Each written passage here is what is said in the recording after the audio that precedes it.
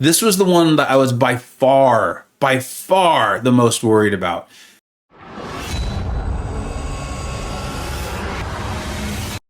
Hey, welcome back to the channel. All right, War 9 of the season. 4 Loki versus LVT. This is big, right? You know how many friends, hopefully you do, how many friends of mine, of so many people in 4 Loki are now in LVT, a phenomenal war alliance. I'm sure we're going to see them again and again and again in Masters. But you just look at their roster. So many people who've been in 4 Loki or friends or been in the same battle group. It's like fighting SSX, to be honest. This is going to be a big war. Both alliances, I'm sure, really wanted to win. Now, we're going to have quite a few Rintrah fights. I'm going to talk to you about Conduit, why I'm playing them a certain way. If you're not interested in seeing that, which I totally get, I'm going to put a timestamp in the description. It will take you right to the Sersi fight, and I won't be talking too much about Conduit, but I'm going to use this first fight for it. And then I'm also going to speed up quite a bit through the kind of longer parts because they can take a while. So here we go. Oh, and I know you're tuning in for Knull. I'm excited about Knull. I can't wait to show you that fight. Okay, so this is a Conduit fight. For those of you who are unfamiliar with Conduit, it is the global defender tactic, right? That certain defenders will have. And as a result, when you knock them down, they're going to get a rotating debuff. I think it's shock, incinerate, and something else. It almost doesn't really matter. It rarely comes into play. It can against Terrax because he's immune to shock. But what that's going to do is it's going to cause them to heal back from any damage they take. As a result, unless you have a Conduit attacker who can put on the heal block, which you'll see in Knull, they're just going to continue to heal back. It's a little bit frustrating. So what that means is when you have a champion like Rintrah, and we're going to be taking quite a few fights like this, it makes these fights a lot more complicated or just longer. In fact, I think it was Taters who set up their defense in LVT, did a phenomenal job of giving me a lot of really long fights with plenty of time for things to go wrong, but we'll get into that in another situation. So that's why right here, even though I had 30 some odd ruptures built up on King Groot, I didn't throw my SB2. Yes, that's what you normally want to do with Rintrah, but that's not what I'm doing now, because if I did that, then the conduit node will apply, and then I have to deal with all that. Maybe we would have killed King Groot, but again, I don't want to take that chance. This fight's going to be fine. I don't need to worry about it. The SB3 is not going to do much damage. Well, that wasn't terrible. And we get a nice little heal off of it based on however many mystical charges we have. I don't even remember how many we had. It looked like we had 1. I wasn't really paying attention to the fight. And then the other thing you can do, and we'll talk about this a bit more in the Galan fight. Oh gosh, that one, I'm excited to show it to you, is you can be a little bit more aggressive. You see this, and the ruptures actually are doing respectable damage, right? King Groot has a lot of health. This was a rank 4.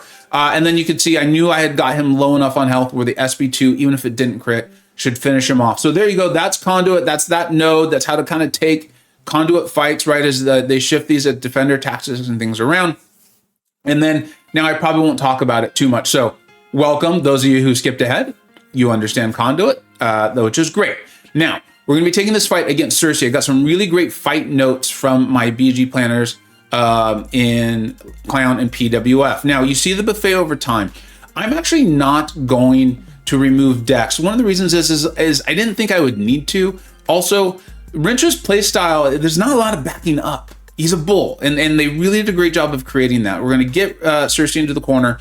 And one of the reasons Rintrah is so great for this is he has that really nice neutralize, but against Cosmics, it's specific against Cosmics. It lasts for 5 seconds, not 3. And also it's at 200% potency. The 200% potency won't come into play here, but having it last for 5 seconds, you can see how long this is. And it's a 60% chance with contact. So we're just keeping it up, which means Sersi can't get her transmutation. So in this fight, and basically all the rest of the Rintrah fights, my main goal was just to keep up the neutralize. It will help me. It'll prevent her from getting her transmutation. Then also she can't get that healing regeneration buff if she's neutralized, right? And there's no like force of will or something like that coming into play. So that's the whole goal. Just keep up my neutralize, stack my ruptures, right? You're going to land your light attacks after you get, I think it's the 10 mystical charges. And that's going to do the damage for me. The SB3 does fine. I get a little heal off of it. Nothing to write home about. But here we go. And you can see we're rooted. You can see I'm landing my light attacks. You can see the ruptures landing there. She's not going to be able to go unblockable when she throws her special, so I'm not even going to worry about dexing him. I'm just going to take him. If I'm rooted, even better. The heavy, that was a nice little play there. That refreshes your rupture. So if you have the ability to do that in a fight, you can land your heavy, refresh your ruptures, and that'll help you build up to that SP2. I think this is the only time in the war where I'm really able to do it, right? But that's fine, that's fine. And again, Conduit, that would be knocking them down. So that's another reason why you don't want to do it. All right, I'm showing you this fight just because I want you to see. I was so worried that this was a trap fight, knowing Taters and how smart he and Lizer and all of them and LVT are. I was like, this just looks too easy. But my boy Clown was like, it's going to be that easy. So I'm just going to show you the beginning, and then we're going to fast forward through it. I don't want to waste anyone's time. If there's not something to teach or interesting to learn, we're not going to elongate this. But standard Magneto, right? I'm going to land my heavies. You can see that I wanted to get the extra juice as much as possible on my prowess. I held my heavy there before throwing the SP3. I do like MCoC's. It's not his SP3 animation, but the SP3 animation against MCoC. That's really fun there. So that was this fight. I think it was just a diversity placement. MCoC is a really good defender, but maybe they're trying to get us to send a mags or something like that. I'm sure there was a thought process on it because they are so good at war planning, war defense, and things like that. But it wasn't a challenge for us there. So now the boss fight is the one that's the most exciting. This was the one that I was by far the most worried about. This is a rank 4 Galan. He's a conduit defender, so I really can't be knocking him down. I'm going to use my SP3 if Galan starts to get his mass, right? So the whole goal, we've talked about this, is going to be to keep up my neutralize so he can't get any of those buffs and he can't be getting his mass, but sometimes it's going to happen. And then this darn, let's use the word darn, power efficiency is going to make this fight even worse because he's going to continue to gain power or not lose it, right? This is really annoying. This is a rank 4, 315,000 health, and I know that I can't reasonably rely on throwing my special 2s. I'm comfortable dexing Galan's SP1. I am not comfortable dexing his SP2. I put on the regen boost and because I figured this is just going to be a long fight. If I play it well, we're fine. My original goal was to just play this very, very carefully and debate his SP1s. I was a little worried that if over time his SP2 started doing enough chip damage, I could get in trouble. But right about here, actually, as that time was going, I'm realizing I am not even close to on pace. It was becoming abundantly clear that my slow, patient, bait the SP1 playstyle was not going to work. It was going to end in a timeout. My health bar's fine, but his health bar is not fine if I want to get it down. He's at 63% and we're halfway through the fight. So I'm going to need to make an adjustment. I'm going to rely on the tankiness of Rintrah, his healing that he gets. And I'm going to start playing significantly more aggressive, and I'm going to start getting Galan in the corner. I'm not going to be worried about baiting his SP1 anymore. I need to start stacking those ruptures. So he's at 57% health, and we're at 220. I'm actually getting a little bit nervous here. I'm thinking I might time out because I went a little too safe, and that's a bummer. But you can see as this is going through, about a minute has gone off, and we've taken off a nice chunk of health. And now I'm thinking, okay, you can see how little power he loses on throwing the specials. Really makes this fight more difficult. At some point, I even lost keeping up the neutralize. You can see it's kind of happening here where I'm baiting, which allowed him to get up his harvest. I don't want him to get to 100. I know my SP3 will clear all of that harvest though. And now my plan is he's low enough on health that if I stack enough ruptures, I'm pretty certain an SP2 will end this, even if it doesn't crit. I just need to stack those ruptures. So I've got a minute to end this fight.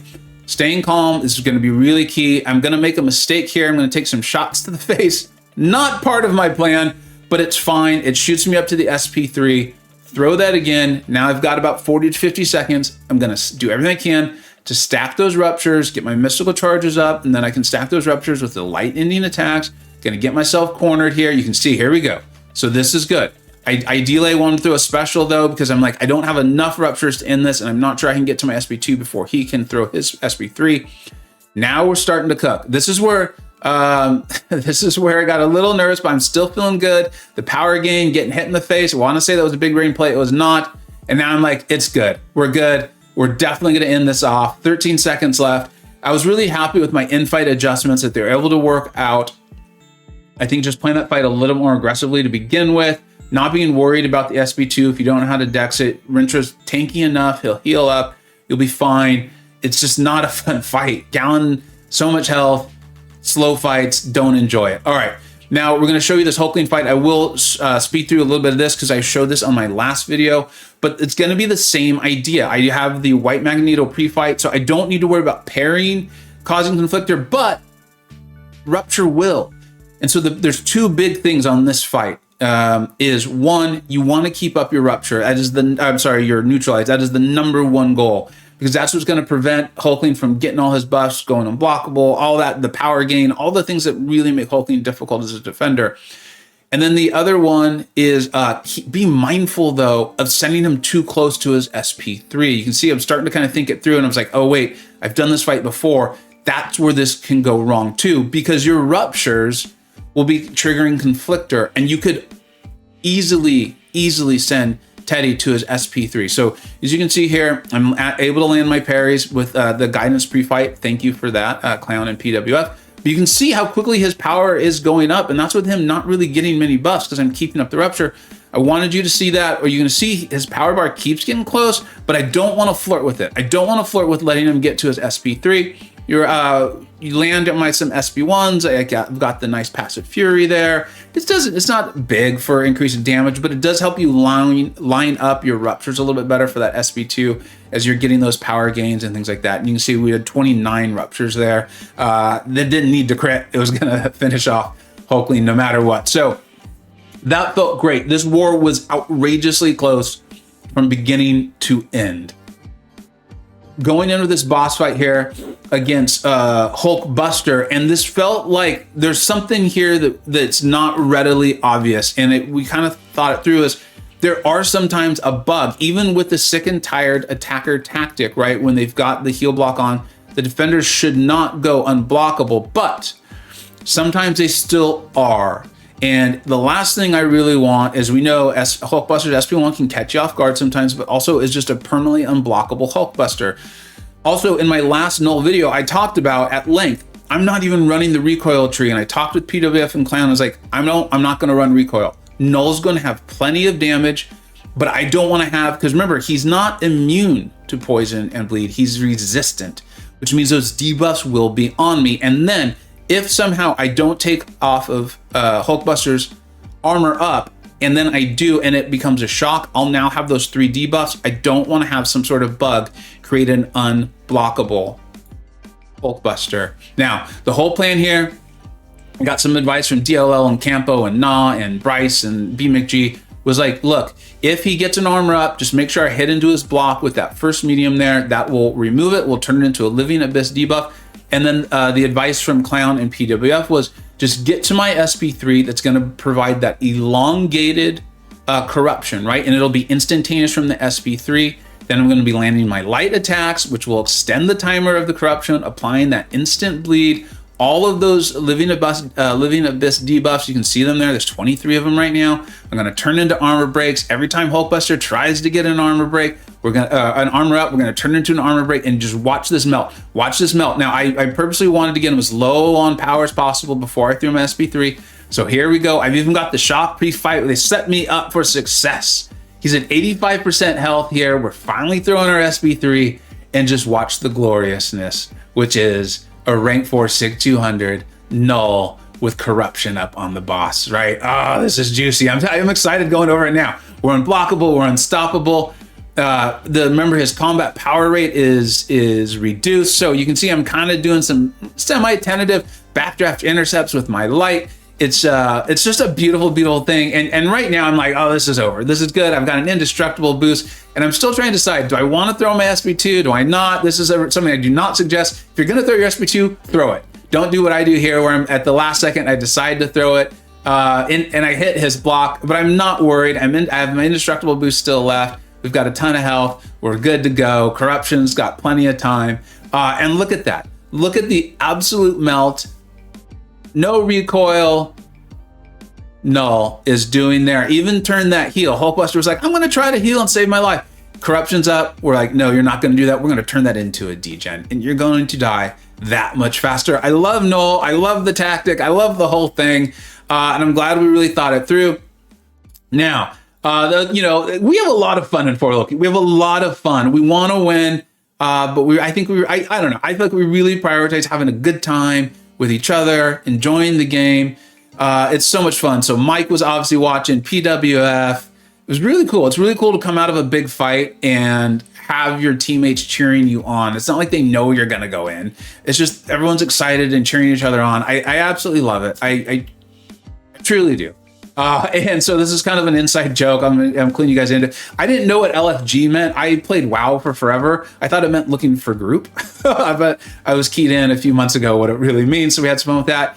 And then my boy Tree, I got to show you this. It literally came down to the final fight. We were definitely losing on time. And so we needed to win. We could not afford a tie on defensive kills. And Amanda had a clutch mini boss kill there against a very tough Hulkbuster. And my boy Tree, who has iced. But what that means to finish it off. It's cold. You're going to put him on ice. That's a good thing. Has iced so many wars for us in the past. I was like, I have no doubts he's going to ice this one too. Goes in, defeats that final boss. And then you're going to see here just the absolute celebration from so many of us. Just cheering him on. It's just fun. It's just fun. And this is how war can be. It just is. It's a good time. I like going against my friends, or if I'm going to go against my friends, I want to do my best. I hopefully LVT feels good about how they performed. Look at their MVPs, Happy Muffins, just Tom and looks like Water there. But so many friends there. Congratulations. Insanely well played, well planned. I'm looking forward to rematching you all again, hopefully not till next season, because this was a little intense. It was fun. But just a phenomenal war alliance there in LVT. And then congratulations to the MVPs listed here: Karate Mike, B McG, Manuel, but just so many people. This was a true top to bottom great effort from For Loki, from our planners, to everyone. I mean, even if you just placed 3 fights, you had to do it, and you did a phenomenal job. So much fun. I hope you're the viewer. I hope your war season's going well. I hope you're having as much fun as I am. And thank you so much for watching. Take care.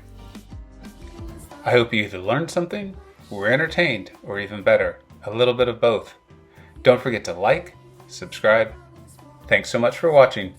Take care.